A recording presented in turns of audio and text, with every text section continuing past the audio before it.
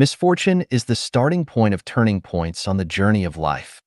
Xiefeng, January 9th, 2022. Edited by Chin Yu. As a guide in Life Genuine, I understand that Life Genuine members who follow the guide to climb the peak of life know that whether it's the articles I write or myself, everything is presented truthfully and transparently to the public. I have nothing to hide or conceal. I am transparent. I am real. There is no hypocrisy, no artificiality, no pretense, no schemes, no tactics. What I say may not be completely correct, and what I do may not be flawless, but what I say and do is a genuine expression of my true self. I speak out about the insights, experiences, and viewpoints I have gained on my journey of life, hoping that they may have some value as references. I experienced the years of hunger in 1958 and 1960 and almost starved to death. That was misfortune.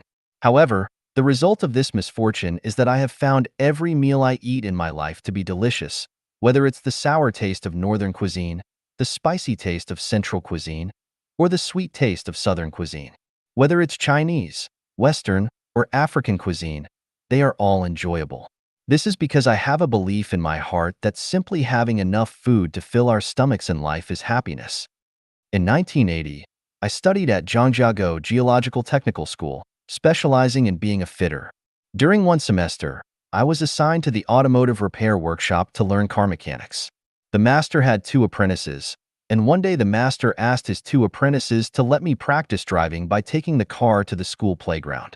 The older apprentice explained to me how to operate the car and then got out of the car. However, the younger apprentice grabbed the steering wheel and started the car, practicing without ever letting me drive. During the practice, students from the fitter class and mechanic class came to the playground for physical education, and the younger apprentice was driving in a reckless manner. It was unfortunate for me that the younger apprentice didn't let me drive, but this misfortune saved me from disaster. Every time I think of that scene sitting in the driver's seat on the school playground, watching the younger apprentice nervously practicing driving, I am grateful that fate didn't let me drive that day. If the person holding the steering wheel had been me instead of the younger apprentice, I could have driven and hit many classmates, with terrible consequences. I might have been born with the qualities to become an official. During my primary school, looking back today, this misfortune was actually a great blessing. If I had become an official at the time, according to what my wife said in 1993, I would have already been the governor of Gansu province. If that were the case, there would be a 90% chance that I would have become a corrupt official and could have ended up in prison. Even if I didn't end up in prison, my name would certainly be infamous throughout history.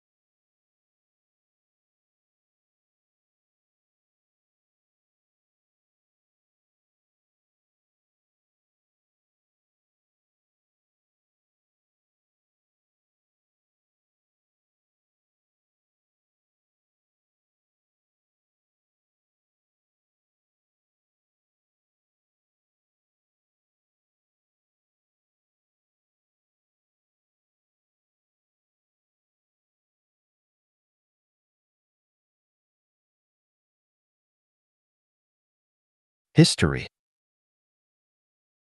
In 1994, while I was abroad, the official's vehicle broke down. I was asked to drive it to Blavoy, more than 200 kilometers away, for repairs. As I was the translator, no one else could handle it. The owner of the repair shop was a white person who said it would take 3 days to fix the car. So I handed the car over to the repair shop and returned to the base. However, that evening, I was subjected to the official's insults. He wanted me to fix the car and bring it back the same day. Faced with such irrational treatment from my superior, I quit on the spot. This unfortunate event led me to leave the system I had finally entered. Later, I started my own business and embarked on the path of self-reliance. Thanks to the irrational insults from the official, I finally found my path to freedom. At a time when there were very few private cars in China, I already had a sedan and a van, and I was living in a spacious villa with a front and backyard and a swimming pool. I employed 2 people to maintain the garden and clean and wash clothes for me. Over 20 years ago, I had a car accident, an unfortunate event. However, it was that car accident that became a major turning point on my journey of life, completely changing the trajectory of my life and leading me onto the way of the greatest creator, finding the way to heaven. In China, due to the establishment of Misfortune and the second home, I faced suppression from the government. Over 10 communities were destroyed. This was misfortune. But precisely because of these misfortunes, I was pushed to Canada. In Canada, the land is vast, and I live on 40,000 square meters of private land. According to my friends, where I live is a mansion with 10 bathrooms, 2 washrooms, and 6 showers. I enjoy a peaceful, harmonious, and secure heavenly life. From the aforementioned unfortunate events, what have we realized? In fact, when we encounter unfortunate events, we feel anxious, suffer, worry, and even become resentful. However, in most cases, misfortune is precisely the turning point in life. It is truly said, good fortune lies within bad and bad fortune lurks within good. When we understand this, when faced with misfortunes on the journey of life, we face them calmly, accept them willingly, and may even secretly rejoice.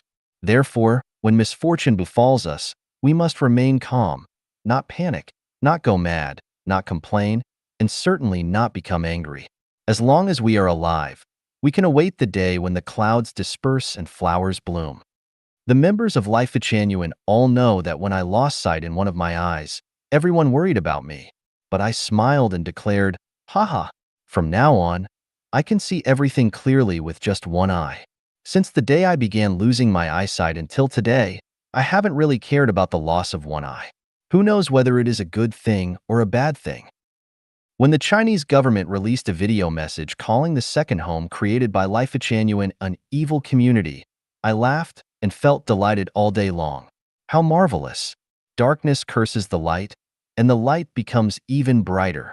Calling me Xiefeng, evil only serves to prove that it is a case of thieves crying, "Catch the thief." As a result, the status, value, and significance of Misfortune in history will shine even more brilliantly, and future generations will have profound respect when they hear about Misfortune. When numerous unfortunate events occur on the journey of life, congratulations! The gates of heaven have already opened for you. Misfortune is the starting point of turning points on the journey of life. Please cherish misfortune. 仇富必将贫穷。 Hating the wealthy will lead to poverty. Xiefeng, January 12, 2022. Edited by Qin Yu. Philosophy tells us that the principle of unity of opposites is universal in the universe. For everything, there exists something that is its opposite. If there is an up, there must be a down. If there is beauty, there must be ugliness. If there is wealth, there must be poverty, and so on. This existence of opposites is not only reflected in the external world, but also within ourselves. It means that within the same person, there can also be opposing aspects. For example, if you dislike wearing clothes, then you can only be naked. If you dislike the truth, you can only live in falsehood. If you dislike men, you can only become a woman. Therefore, if you hate the wealthy, you will inevitably head towards poverty. From this, we discover a pattern. Things tend to move towards their despised opposite. Based on this pattern, we can draw the following conclusions. If you hate heaven, you will move towards its opposite, hell. If you hate hell, you will move towards its opposite, heaven. If you despise landlords, capitalists, and the wealthy, then you will move towards being a poor farmer, a wage laborer, or a beggar. If you despise violence, you will move towards peace. Likewise, if you despise peace, you will move towards violence. If a country eliminates all the rich people, that country will inevitably move towards poverty. If a country despises civilization, it will move towards ignorance and backwardness. If all members of a nation respect, admire, and protect the wealthy, that nation will move towards prosperity and strength.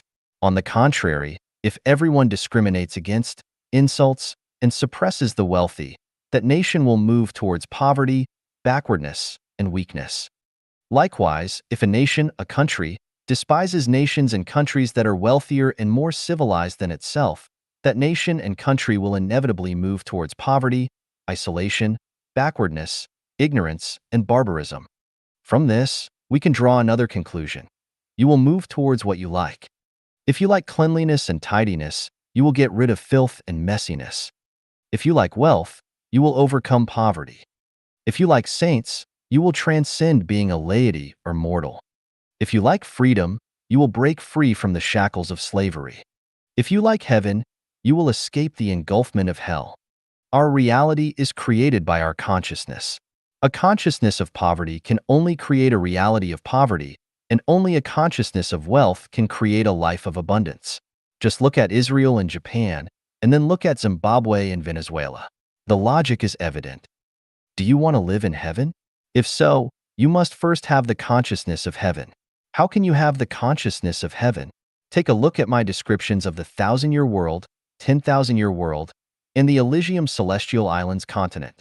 With those descriptions, you can have the consciousness of heaven. If you don't believe in my description of heaven, then look at the production and living scenes in the real second home on earth. They can also nurture the consciousness of heaven.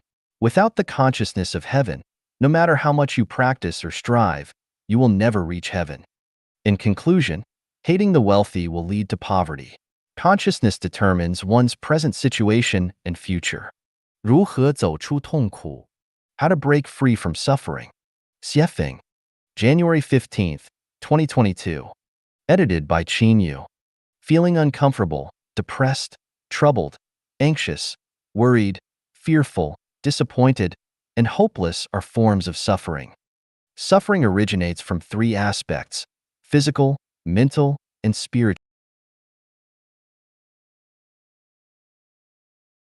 Mental suffering stems from a lack of freedom, whether it be physical, mental, financial, or in one's actions.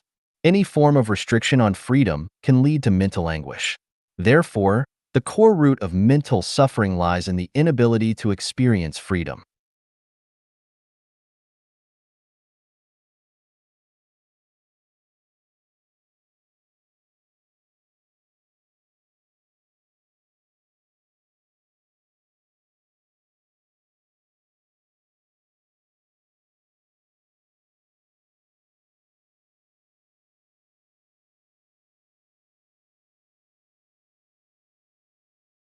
Freedom.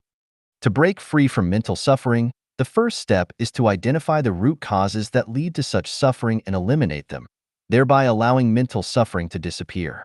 How can we find these causes? Start from the closest and move towards the farthest. Because the closer something is, the more likely it is to cause suffering, while the farther away it is, the easier it is to bear the resulting pain. Starting from the closest, the people who have a close relationship with oneself are likely to be the source of mental suffering. Spouse, parents, children, siblings, relatives, neighbors, colleagues, friends, superiors, subordinates, teachers, masters, partners, fellow practitioners, etc.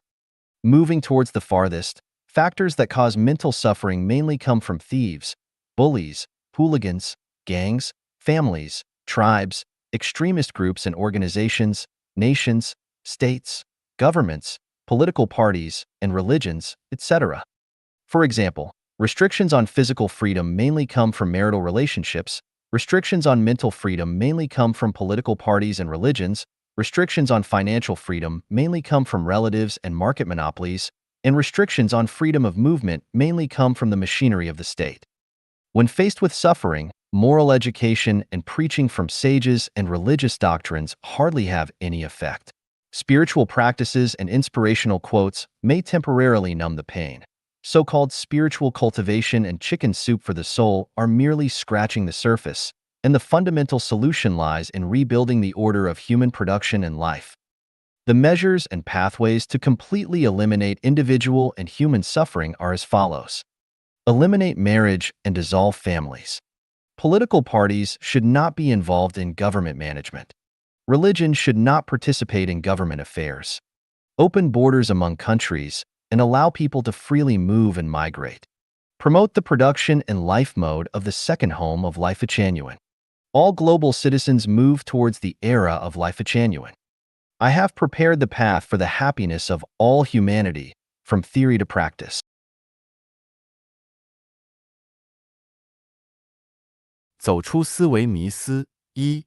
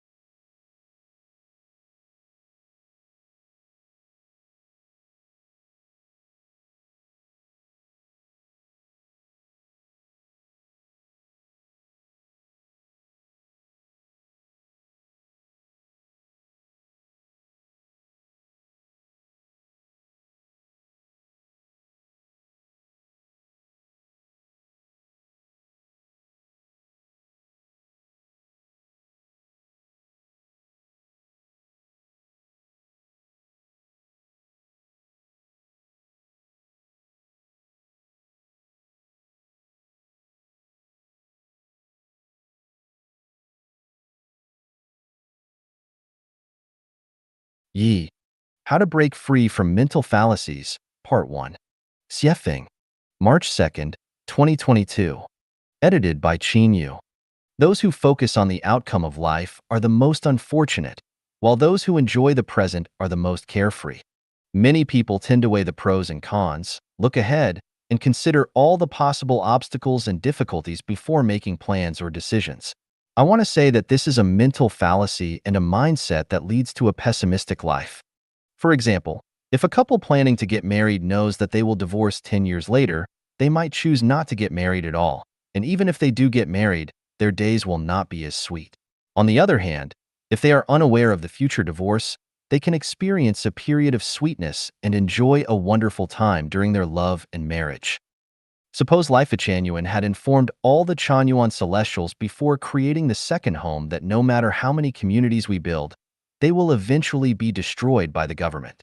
In that case, would Chanyuan Celestials still have the enthusiasm and passion to create numerous communities?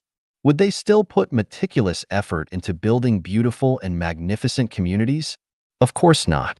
If the results were not revealed in advance, Chanyuan Celestials would wholeheartedly and passionately create communities, even if they were eventually destroyed.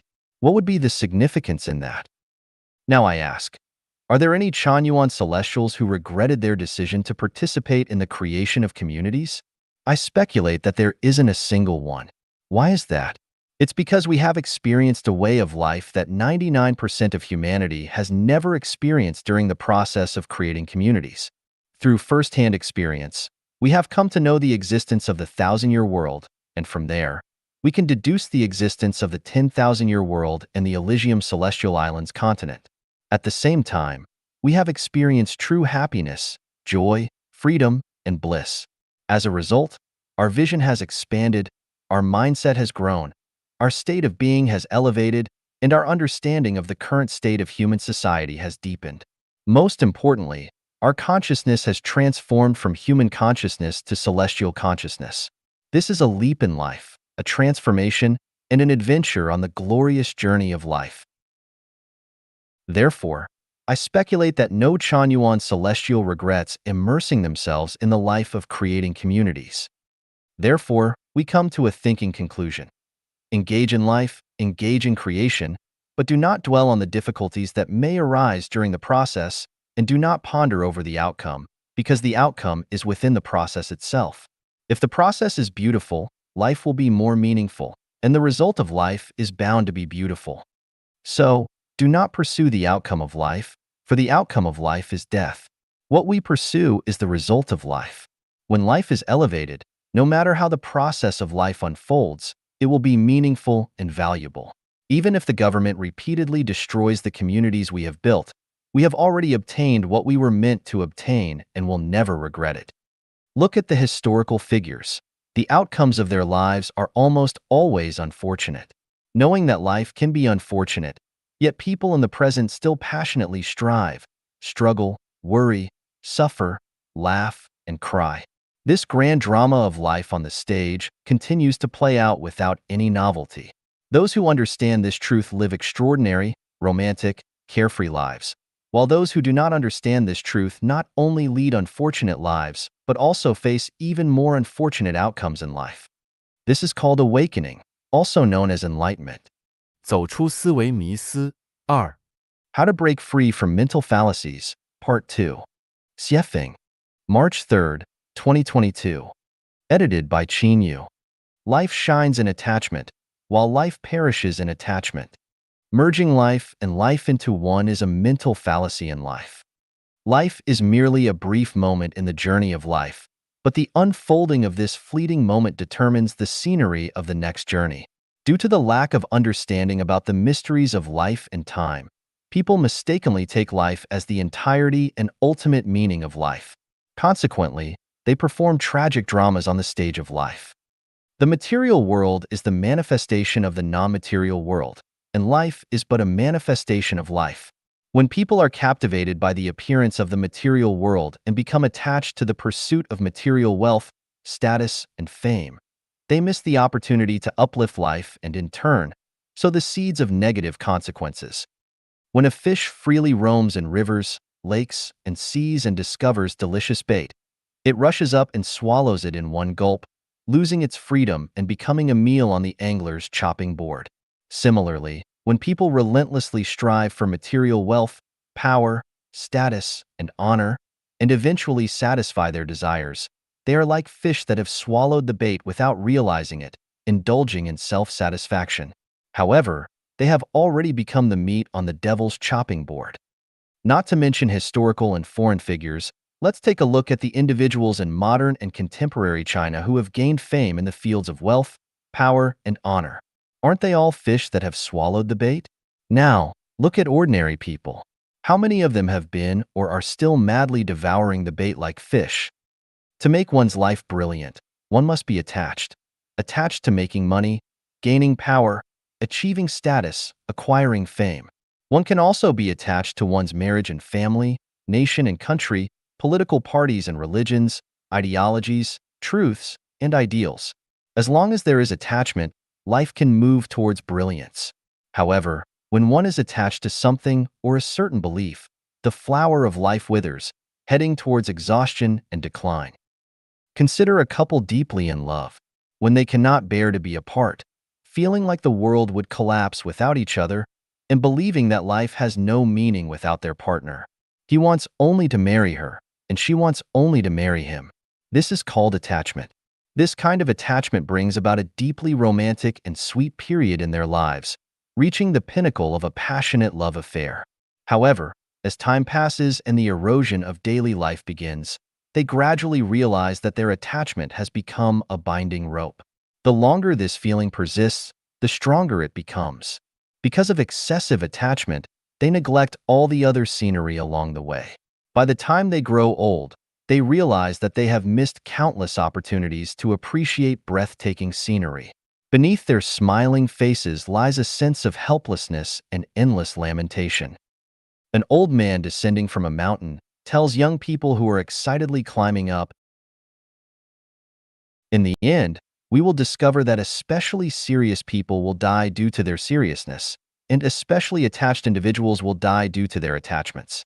Nutritionists will die due to nutrition. Excessively clean people will die due to cleanliness.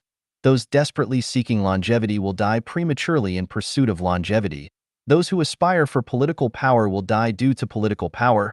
Those pursuing wealth will die due to wealth, and those scheming to attain power will die due to power." The list goes on.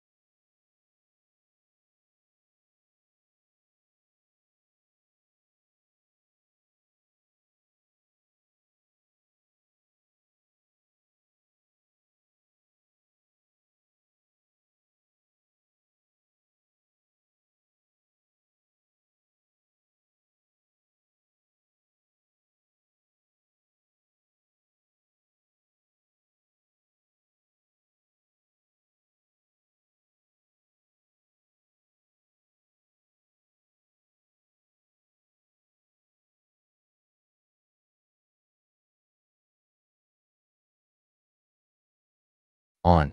So, where is the best path in life? Take things as they are, associate with others by following naturally come and go relations, act in accordance with one's intrinsic nature, and take advantage of opportunities as they arise. Let go of attachment. This is the best path in life, and it also aligns with the path of the sublimation of life. 走出思维迷思三， Breaking Free from Mental Fallacies, Part 3. Xiefeng, March 4th, 2022. Edited by Yu. Life is enriched through possession, while life withers through possession.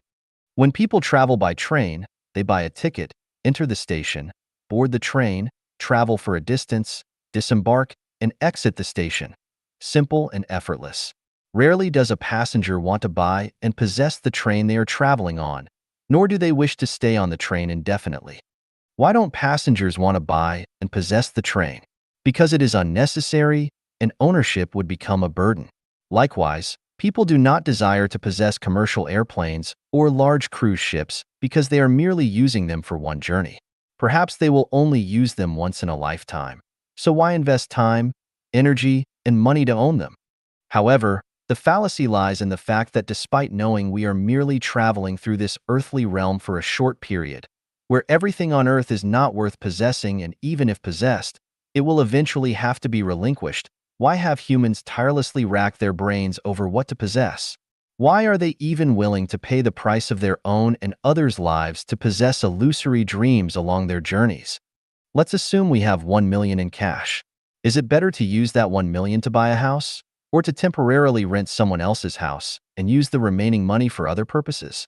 For example, renting a house for 1 year with a rental payment of 20,000 yuan. Renting for 50 years would amount to 1 million yuan.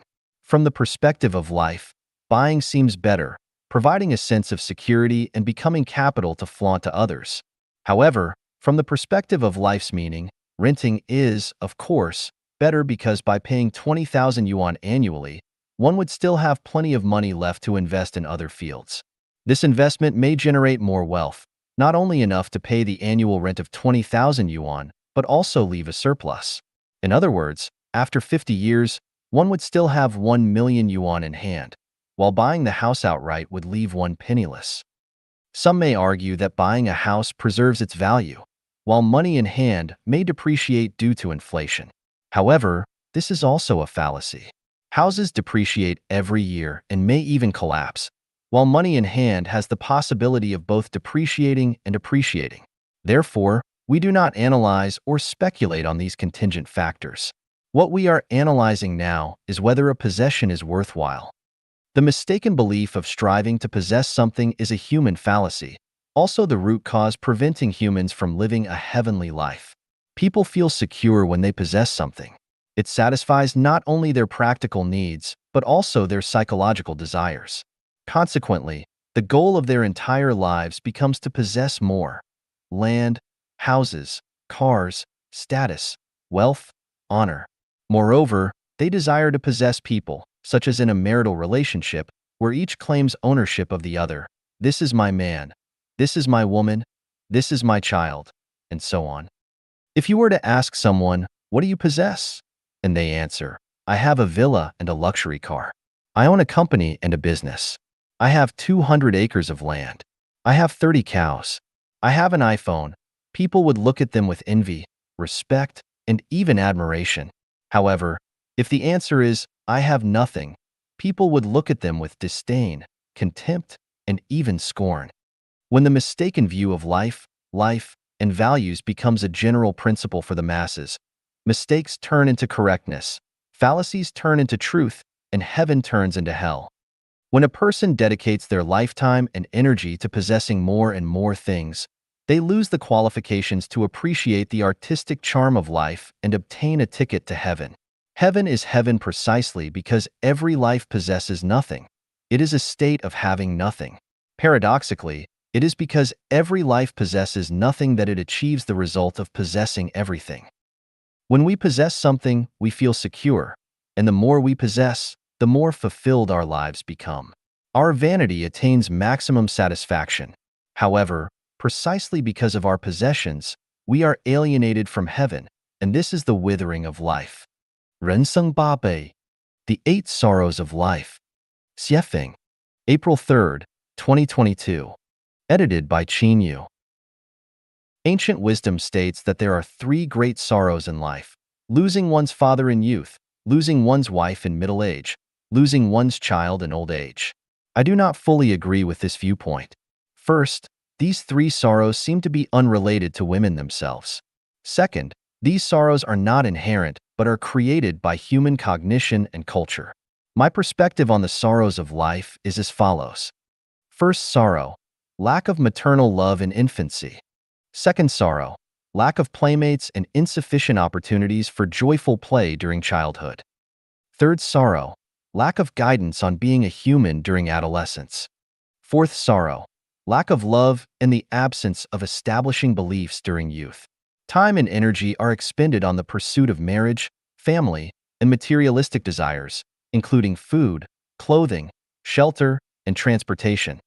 Fifth sorrow: stumbling in midlife. Sixth sorrow: being abandoned by family in old age. Seventh sorrow: learning the Bible in adolescence, Buddhist scriptures in youth, and the Quran in old age. Eighth sorrow: delving into cultivation methods and techniques, supernatural abilities, and metaphysics. If one of these sorrows exists, life will be filled with regrets. If two sorrows exist, life will be filled with resentment. If three sorrows exist, life will be filled with pain. If four sorrows exist, life will be filled with defeat. If five sorrows exist, life will be filled with chaos. If six sorrows exist, life will be filled with hatred. If seven sorrows exist, life will be filled with suffering. If eight sorrows exist, life will be a prison. I have the supreme method that can resolve these 8 sorrows. By following this method, the sorrows can be overcome. 与其道德说教，不如更换程序。 Instead of moral preaching, change the program. Xiefeng. June 25th, 2022. Edited by Qin Yu. Program development always surpasses moral preaching. In the 18th century, England transported convicts to Australia to alleviate domestic prisoner overcrowding and develop the country. The British government hired private ships to transport the convicts. Prior to departure, the ship owners were paid by the government based on the number of convicts on board. In order to maximize their profits, the captains crammed as many convicts as possible onto the ships, resulting in overcrowded cabins with poor air quality. Since the ship owners had already received their payment, they disregarded the life and death of the convicts. As a result, the death rate on these ships reached as high as 12%. One ship, for example, carried 424 convicts, of whom 158 died during the voyage. To reduce the mortality rate, the British government dispatched government officials on each ship to supervise the transportation process. They also set mandatory standards for the convicts' living conditions and provided doctors to accompany them. What happened next? In pursuit of their own interests, the ship owners bribed the supervising officials and doctors. Those who refused to accept bribes were either thrown into the sea or killed by other means. Consequently, the death rate among the convicts remained high. Eventually, the government changed the payment procedure. Instead of paying based on the number of convicts boarded, they started paying based on the number of convicts safely delivered to Australia. As a result, the ship owners made every effort to protect the lives of the convicts, improve their diet and living conditions, and actively seek medical treatment for them. Consequently, the convict mortality rate dropped from 12% to 1%. This is the effect of changing the program. If a certain state is persistently bad, then one should not rely on moral preaching to solve the problem. Instead, consider changing the program. Once the program changes, the state of chaos immediately disappears.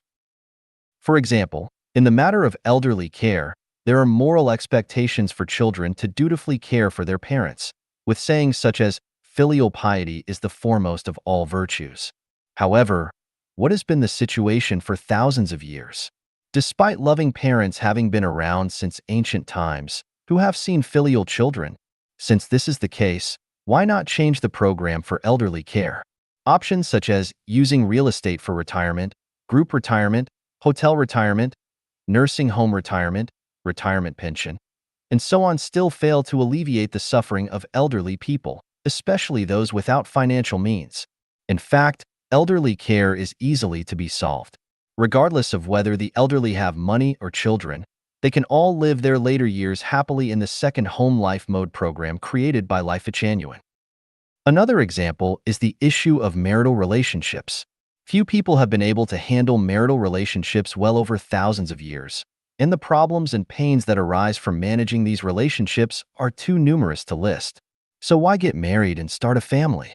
Does not getting married and starting a family mean one cannot live a good life? The second home mode of Misfortune effortlessly resolves this problem. In this mode, there are no marital relationships, and without marital relationships, the troubles and confusions caused by relationship management disappear. By changing the program, the worries and pains are eliminated. Similarly, in the realm of raising children, reality reminds us that due to the flawed perspectives on life held by the majority of parents themselves, the values, life, and worldviews they pass on to their children remain incomplete. This brings endless confusion and setbacks on the journey of life for the next generation.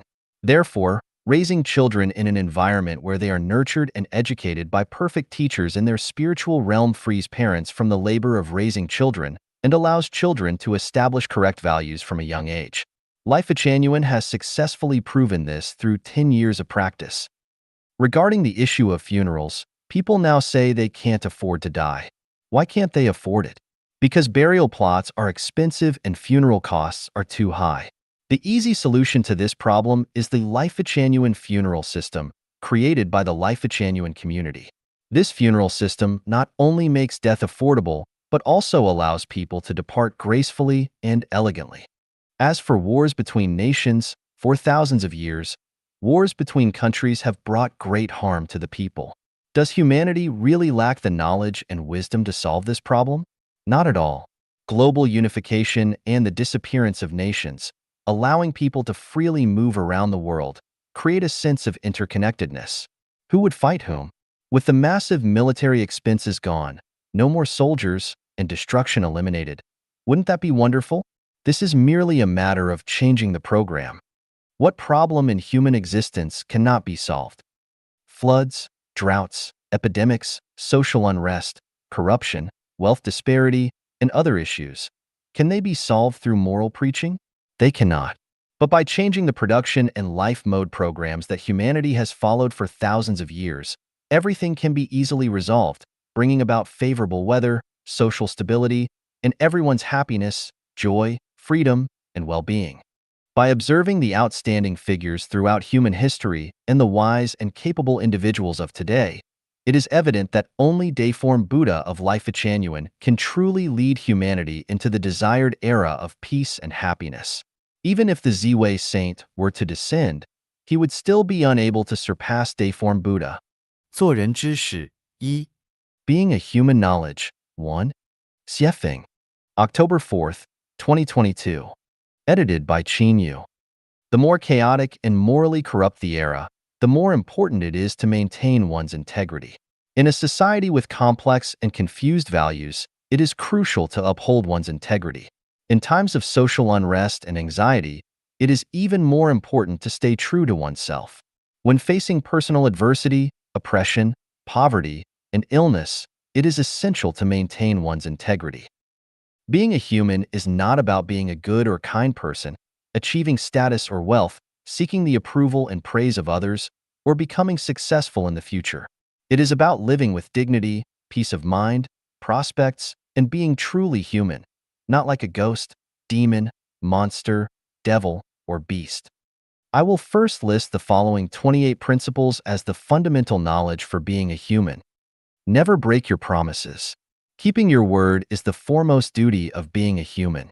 Once you break your trust with someone, it is difficult to restore it. A single act of betrayal can have lifelong consequences. Maintain a sense of gratitude. Regardless of who they are, if someone has shown you even the slightest kindness, remember it forever. As a result, always respect and honor your parents. Express gratitude to teachers, masters, and mentors. Cherish the bond of siblings, and be thankful to anyone who has helped you in any situation. Be grateful to the opposite sex with whom you have had intimate relationships. Although it may be impossible to fully repay a favor, always remember it and treat those who have helped you with utmost respect, using gentle words, humble gestures, and a warm expression. Do not argue with elders. Do not bully those who are weaker, poorer, or disadvantaged. Do not ridicule those with physical disabilities. Do not bully widows, widowers, or individuals with disabilities. Prioritize the well-being of the elderly and women when there are advantages or benefits in the current situation. Do not waste even a morsel of food. Do not compete with superiors for recognition. Use only what you earn through your own labor and never exploit even the smallest advantage. In a group, listen more to those who are more important than yourself and speak less. Expand outwardly and do not compete for profits with siblings. Do not disrespect deities, gods, Buddhas, celestials, and saints. Do not enter someone's home or bedroom without permission. Do not pocket anything found on the ground. Do not interfere in other people's affairs unless asked. Never intrude upon others' privacy, including refraining from reading their letters and phone messages and avoiding engaging in gossip. Especially avoid prying into the privacy of close friends, family, and romantic partners. Do not voluntarily report the crimes of close relatives to the authorities. Do what you are capable of doing and do it well. Do not undertake tasks beyond your ability. Do what you truly enjoy from the depths of your heart, rather than being led by vanity and money. Have at least 2 sincere friends who can mutually support each other. Adapt to local customs and do not cling stubbornly to your own opinions. Avoid having peculiar tastes and demands.